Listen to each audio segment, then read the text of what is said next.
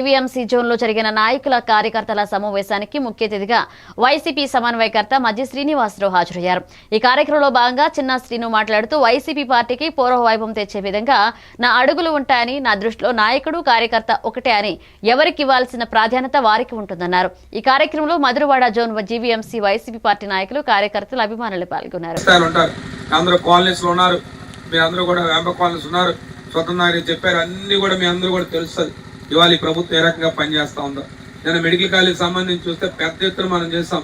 ఇవాళ రాష్ట్రంలోనే ఇవాళ దేశమే ఎదురు చూస్తుంది ఈ పీపీపీ మోడ్లో ఆంధ్రప్రదేశ్లో జరుగుతున్న విధానం. ఎందుకు చెప్తున్నామంటే ఇవన్నీ కూడా ఈ ప్రభుత్వం తీసుకున్న ప్రజా వ్యతిరేక కార్యక్రమాలు. ఇవాళ అన్ని ఎక్కడికి వెళ్ళినా పప్పులు బెల్లల్లాగా పూలు పనిచేస్తున్నారు. ఏమంటే ఇక్కడ అవి వచ్చేస్తే అని చెప్తున్నారు. ఆ వచ్చిన వాళ్ళు ఎక్కడున్నారో తెలియదు, భూములు చూస్తున్నారు, వెళ్ళిపోతున్నారు తప్ప మనుషులు కనబడడం లేదు. అయినప్పుడు కూడా ఇంకా కాలాతీతం ఉంది, సమయం ఉంది. ఆ సమయంతో పాటు ఖచ్చితంగా ఆ ఇచ్చిన స్థలాలన్నింటికి వెళ్తాం, వెళ్ళి చూస్తాం.